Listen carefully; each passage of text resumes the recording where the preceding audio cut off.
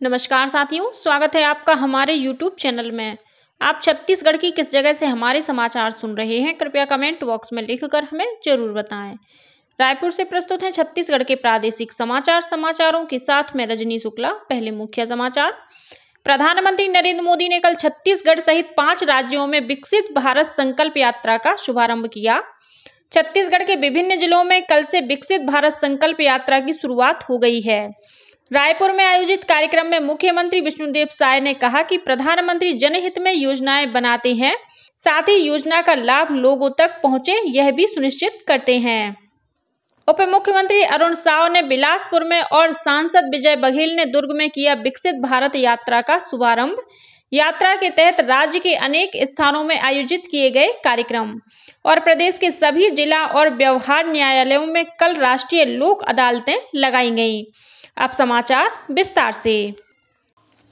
प्रधानमंत्री नरेंद्र मोदी ने कल छत्तीसगढ़ सहित 5 राज्यों में विकसित भारत संकल्प यात्रा का शुभारंभ किया।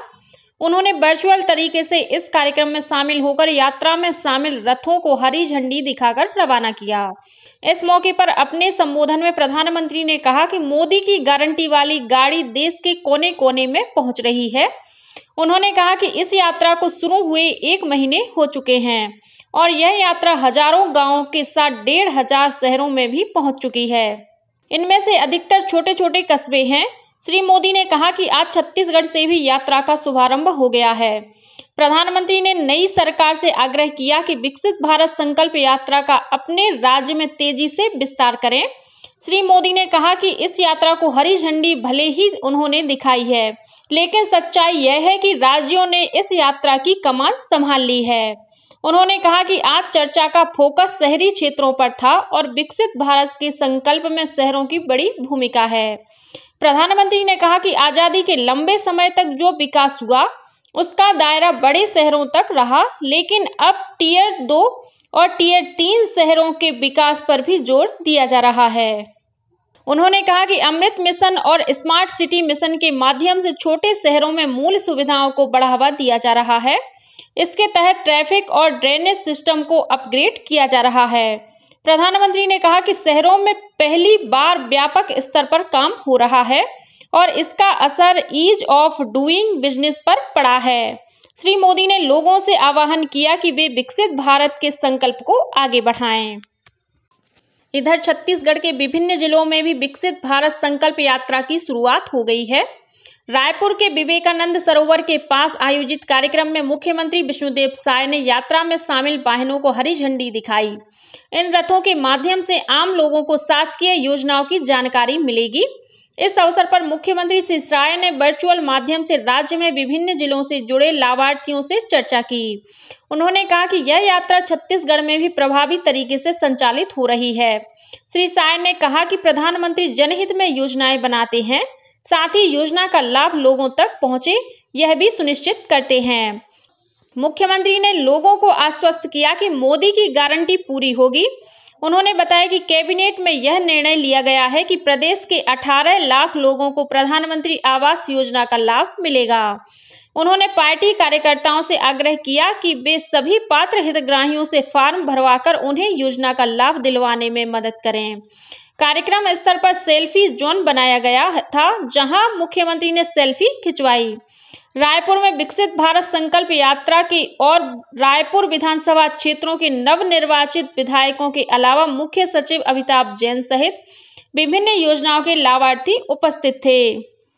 रायपुर में विकसित भारत संकल्प यात्रा के शुभारंभ के अवसर पर सांसद सुनील सोनी और रायपुर विधानसभा क्षेत्रों के नवनिर्वाचित विधायकों के अलावा मुख्य सचिव अमिताभ जैन सहित विभिन्न योजनाओं के लाभार्थी उपस्थित थे। वहीं उप मुख्यमंत्री अरुण साव ने कल बिलासपुर के मुंगेली नाका चौक में विकसित भारत यात्रा कार्यक्रम का शुभारंभ किया। इस मौके पर स्थानीय जनप्रतिनिधि और जिला प्रशासन के अधिकारियों के साथ केंद्र सरकार की विभिन्न योजनाओं के हितग्राही भी मौजूद थे। दुर्ग के बोरसी स्थित प्रगति मैदान में आयोजित विकसित भारत संकल्प यात्रा का शुभारंभ सांसद विजय बघेल ने किया। इस मौके पर स्वास्थ्य जांच शिविर और आधार कार्ड का अपडेशन के साथ आयुष्मान कार्ड बनाया गया। प्रधानमंत्री आवास योजना का लाभ लेने के लिए लोगों से आवेदन भी लिए गए। इसी तरह कोरबा के दर्री स्थित दुर्गा मैदान में आयोजित विकसित भारत संकल्प यात्रा कार्यक्रम में विधायक लखनलाल देवांगन और जिला प्रशासन के वरिष्ठ अधिकारी आम लोगों से रूबरू हुए और उनकी समस्याओं का मौके पर निराकरण किया। कार्यक्रम स्थल पर प्रधानमंत्री नरेंद्र मोदी के वर्चुअल कार्यक्रम का सीधा प्रसारण भी दिखाया गया। मुंगेली के जहरा गांव स्थित विकसित भारत संकल्प यात्रा कार्यक्रम में स्थानीय विधायक पुन्नू लाल मोहले शामिल हुए। कार्यक्रम स्थल पर विभिन्न विभागों के स्टॉल लगाए गए थे, जहां लोगों को सरकारी योजनाओं की जानकारी दी गई। इसके अलावा जसपुर जिले के आरा, डोडीडंड, केरसाई, शिवपुर और दुर्गापारा में विकसित भारत संकल्प यात्रा का कार्यक्रमों का आयोजन हुआ। योजना के प्रचार प्रसार के लिए जिले में 5 वैन चलाए जा रहे हैं।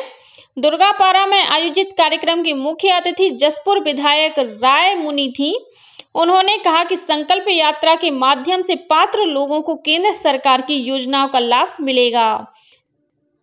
राष्ट्रीय विधिक सेवा प्राधिकरण नई दिल्ली द्वारा कल देश भर में राष्ट्रीय लोक अदालत का आयोजन किया गया। इसके तहत छत्तीसगढ़ के सभी जिला न्यायालयों और व्यवहार न्यायालयों में भी लोक अदालतें लगाई गईं।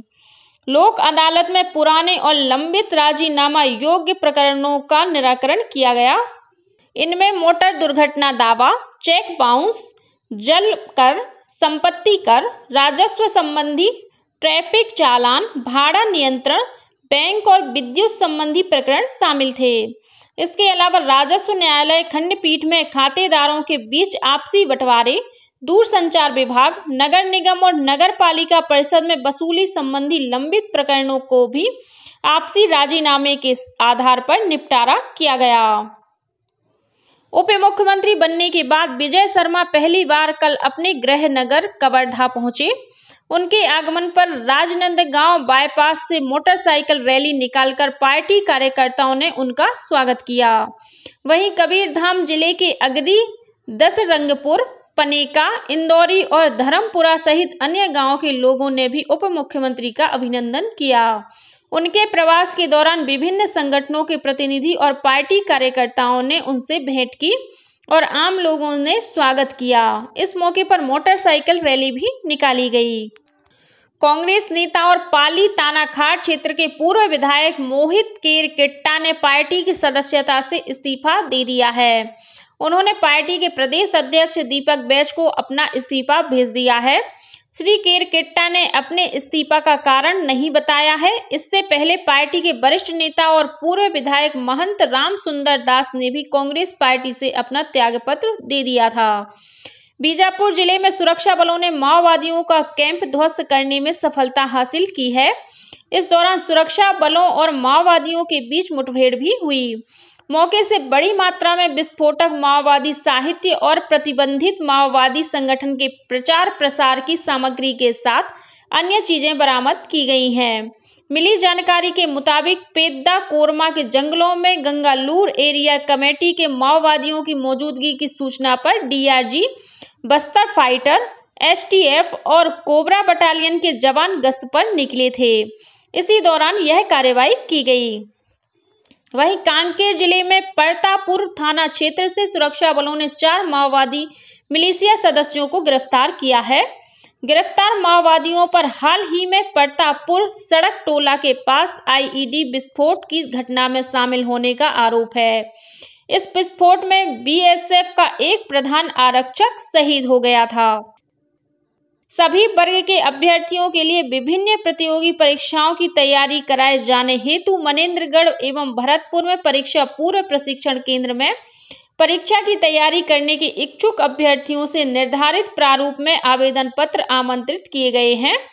चयनित अभ्यर्थियों को मनेंद्रगढ़ एवं भरतपुर स्थित परीक्षा पूर्व प्रशिक्षण केंद्र में युवा कैरियर निर्माण योजना के तहत निःशुल्क शिक्षा उपलब्ध कराई जाएगी।